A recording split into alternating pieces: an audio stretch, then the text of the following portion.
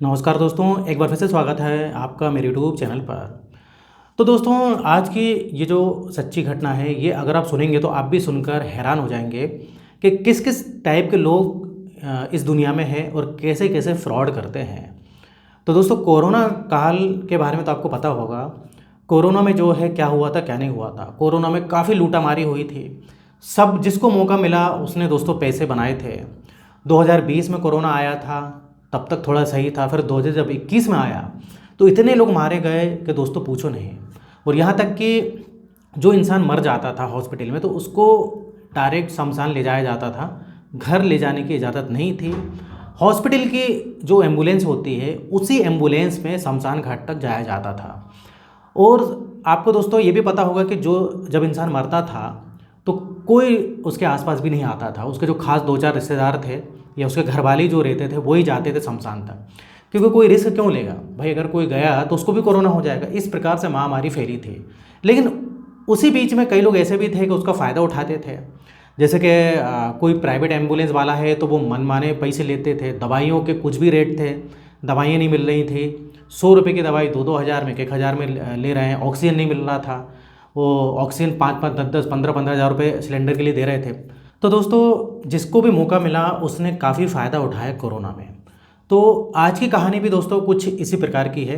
तो दोस्तों, हम घटना में आगे बढ़ते हैं। तो ये घटना या ये कहानी शुरू होती है मध्य प्रदेश से। मध्य प्रदेश भोपाल में एक वर्षा नाम की लड़की थी। अब वर्षा जो है सबसे छोटी थी, उसके भाई बहन बड़े थे और भाई बहनों की शादी हो गई थी।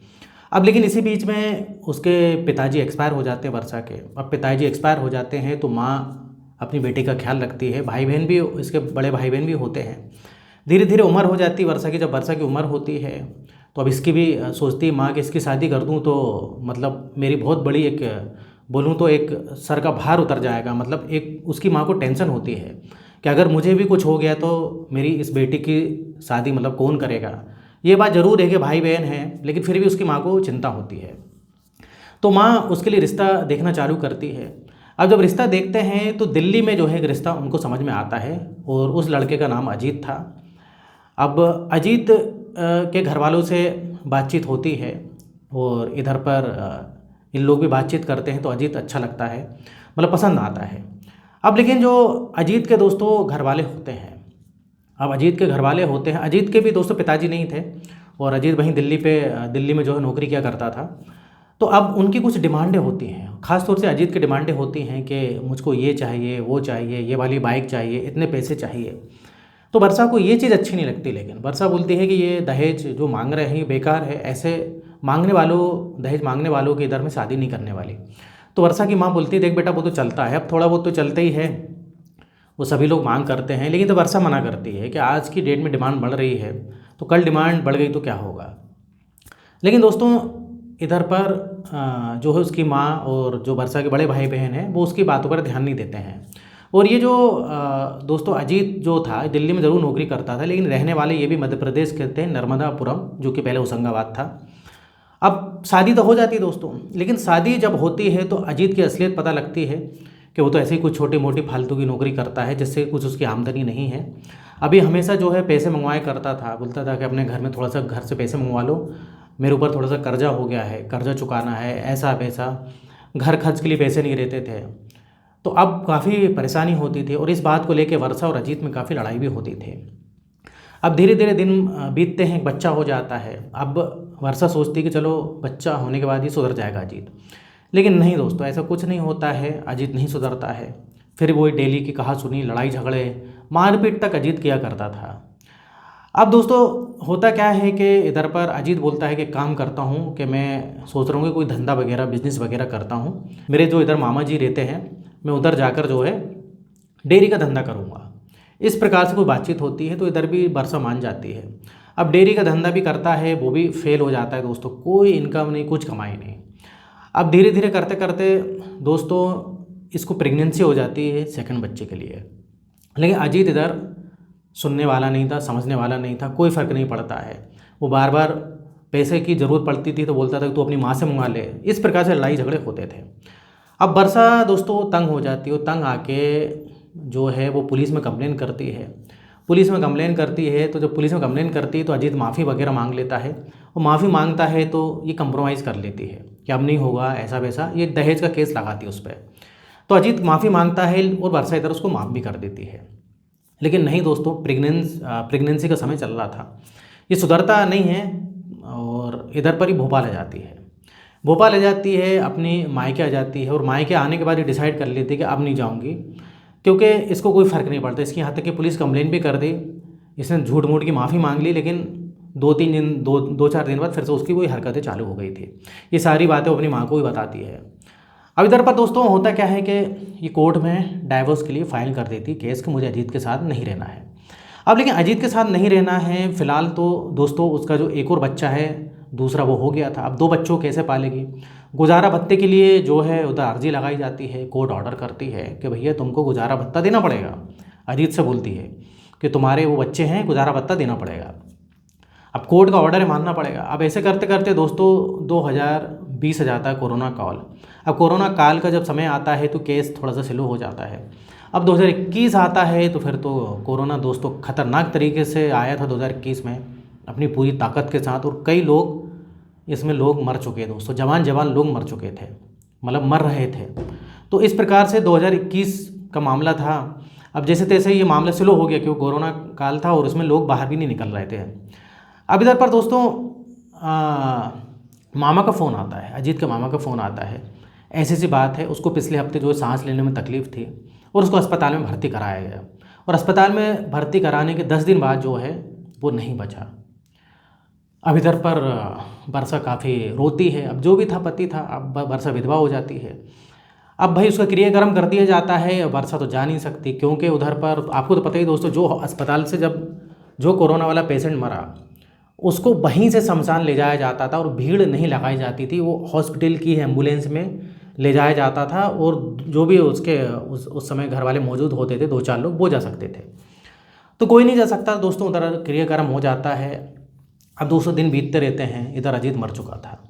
बीतते बीतते इधर पर 2023 आता है। 2023 में इसके जेठ होते हैं, मतलब अजीत का एक बड़ा भाई होता है जो कि नर्मदापुरम में रहा करता था, तो उनको वो एक्सपायर हो जाते हैं अटैक के कारण। अब जब एक्सपायर होते हैं तो इधर थोड़ा सा वर्षा को अच्छा नहीं लगता है। उनके जेठ अच्छे आदमी थे, अच्छे इंसान थे। तो वर्षा क्या करती है कि होशंगाबाद नर्मदापुरम भोपाल से जाती है। भोपाल से पास में ही दोस्तों 1.5-2 घंटे का रास्ता है। उनके उसमें क्रियाक्रम में शामिल होती है, काफ़ी दुख होता है। तो वहीं पर कई सारे रिश्तेदार भी आए थे। तो एक रिश्तेदार जो है, जो अजीत की तरफ से ही था, या बोले तो उनका जो जेठ मर गया था, वो बोलते हैं, वो पूछती है वर्षा से कि अब तो ठीक हो ना, अब तो तुम लोग का तलाक हो गया है, तुम्हारे पति और तुम्हारा, अब तो खुश हो ना, वो भी खुश है, तुम भी खुश हो अपनी अपनी जगह, कैसी चल रही ज़िंदगी। अब इधर पर वो सोचती है कि क्या बोल रही है, क्या बक रही है, लगता पागल हो गई, इतना दुख का माहौल और ये फालतू बातें कर रही है। अब दोस्तों फिर से वो कुछ इस प्रकार की चीज़ें पूछती है, तो वो वर्षा बोलती है कि तुम पागल हो गए हो, अजीत मर चुका है, तुम उसके बारे में बात क्यों कर रहे हो। अब जो भी था, मेरा पति था, मर गया, अब थोड़ा दुख तो हो गई मुझको। लेकिन दोस्तों अब बात ऐसी थी, पता लगती उधर पर अजीत मर गया, वो जो रिश्तेदार होती है, अजीत कहाँ मरा, अजीत तो दूसरी शादी करके रह रहा है। अब इधर पर दोस्तों इधर वर्षा के होश उड़ जाते हैं। अब वर्षा के होश उड़ते हैं। अब जब उसको ऐसा पता लगता है तो इस सच्चाई की पूरी वो उसमें जाती, डिटेल में जाती है। अब इधर क्या था दोस्तों, इधर अजीत को उम्मीद नहीं थी कि वर्षा आ भी सकती है, लेकिन वर्षा आ गई क्योंकि उसका जेठ मर गया था, लेकिन अजीत नहीं आया था वहाँ पर। जब अजीत की सच्चाई पता लगती है तो भाई वो पता लगता है कि दिल्ली में रह रहा है। तो दोस्तों दिल्ली में अजीत रह रहा है, और वो भी अकेले नहीं रह रहा है, वो एक लड़की के साथ रह रहा है, उसने शादी कर ली है। शादी तो कर ली, ठीक है दोस्तों, उसका एक बच्चा भी उससे हो गया है। अब जब ये सब वर्षा को डिटेल पता लगती है तो हैरान हो जाती, तुरंत जाती वर्षा पुलिस थाने। पुलिस थाने जाती, पुलिस में रिपोर्ट लिखवाती है। अब भाई अजीत को पकड़ा जाता है, अजीत को पकड़ के लाते हैं, तो पूरा भेद खुलता है। तो इधर दोस्तों हुआ क्या था, जब गुजारे भत्ते की बात चल रही थी तो अजीत कहाँ से देता, वैसे उसके पास खाने के लिए पैसे नहीं, कर्जा अलग हो गया था। तो अब गुजारे भत्ते की बात चल रही, मतलब जब होती है तो बड़ी दिक्कत होती है, अपने मामा से डिस्कस करता है। उस समय कोरोना आ गया था, तो इन लोग प्लान बनाते हैं, क्यों ना ऐसा करते हैं कि उसको बोल देते हैं कि मर गया, और उधर ही उधर हॉस्पिटल से एम्बुलेंस में उधर ही पास में जो शमशान पड़ता है उसको जला दिया। क्योंकि कोरोना में ऐसे ही होता था दोस्तों, कोई एक दूसरे का मुंह भी नहीं देख सकता था, शक्ल भी नहीं देख सकता था। तो आपको पता ही है, यहाँ तक कि जब इंसान जिंदा था, भर्ती रहता अस्पताल में, तो कोई मिलने नहीं जा सकता, और ख़ास तौर से सरकारी अस्पताल में तो मिलने भी नहीं जा सकता। कुछ खाना कुछ भी देना है तो उधर के वार्ड बॉय को देना है, वो पहुंचाएगा उसके बेड तक, कमरे तक। मिलने भी नहीं देने, मतलब मिलने भी नहीं दिया जाता था। खास तौर से सरकारी में तो ऐसे ही चलता था, कुछ कुछ प्राइवेट वाले ज़रूर मिलने देते थे।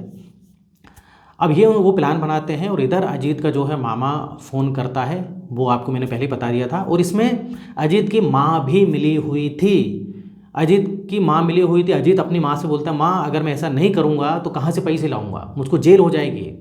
और इधर कोई मैं ऐसा मतलब वर्षा को मार तो सकता नहीं, मर्डर तो कर नहीं सकता, इतना बड़ा तो क्रिमिनल है नहीं, तो एक छोटा सा झूठ बोलना है। और इन्हें झूठ बोल दिया। उसके बाद वर्षा ने भी कोर्ट जाना बंद कर दिया। वर्षा क्यों कोर्ट जाएगी पैसे में, जब उसका पति मर गया तो किससे पैसे लेगी वो। उल्टा उसको दुख भी था कि यार उसका पति मर गया है, तो वर्षा ने भी कोर्ट जाना बंद कर दी। नहीं तो कोर्ट में वो जाती थी और जो भी गुजारा भत्ते की जो भी है बात चलती थी।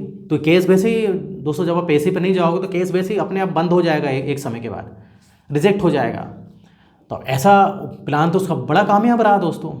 लेकिन इधर पर एक न एक दिन तो पता लग नहीं था, ये किसी ने सोचा नहीं था कि वर्षा कभी वो खबर सुनेगी जेठ की तो आ जाएगी, जबकि उसका कोई अब रिश्ता नहीं रह गया था। लेकिन उसको कहीं से खबर पता लगी तो वर्षा ने सोचा चलो दुख में शामिल होना चाहिए, जब अड़ोस पड़ोस में भी कोई मर जाता है तो चलो इनसे तो कोई रिश्ता है। इस प्रकार से वर्षा चली गई।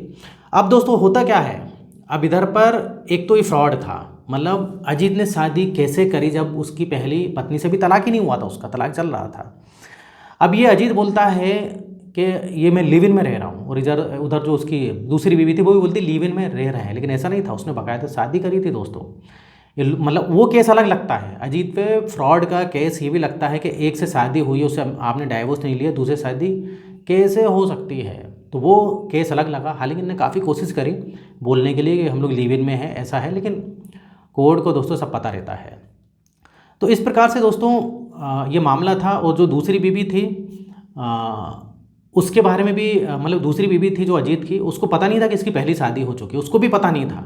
उसको बाद में पता लगता है कि इसकी पहली ऑलरेडी शादी हो चुकी थी। और जो उसकी जो दूसरी बीवी थी वो थोड़ा सा पैसे वाली थी, कुछ सोशल मीडिया के थ्रू ये लोग मिले थे, उसके साथ बढ़िया ज़िंदगी गुजार रहा था अजीत। तो ऐसे ऐसे मामले दोस्तों होते हैं। मतलब 2 साल बाद पता लगता है कि उसका पति जिंदा है, किसका, वर्षा का। तो ये था मामला। आपने दोस्तों जैसे कि मैंने पहले ही बताया कि कोरोना में आपने सुना क्या, देखा भी होगा कितने सारे फ्रॉड हुए हैं, लेकिन इस टाइप से भी फ्रॉड हुए हैं दोस्तों। देखिए आप, मतलब कोरोना का लोगों ने ये भी फ़ायदा उठाया है, मरने का है, ये भी इस टाइप से भी फ्रॉड होते हैं, लोग अपना अपना दिमाग लगाते हैं। तो दोस्तों ये था आज का वीडियो, और ये कि सच्ची घटना है। इधर आप अपनी ओपिनियन दीजिए कमेंट में, क्या आपकी ओपिनियन है। तो इधर वीडियो खत्म होता है, और इस टाइप से मैं वीडियो बनाते रहता हूँ। अगर आपने अभी तक चैनल को सब्सक्राइब नहीं किया है तो चैनल को सब्सक्राइब करें, वीडियो को लाइक करें। तो फिर मिलेंगे नेक्स्ट वीडियो में, और यहाँ तक वीडियो देखने के लिए, बने रहने के लिए आपका बहुत बहुत धन्यवाद।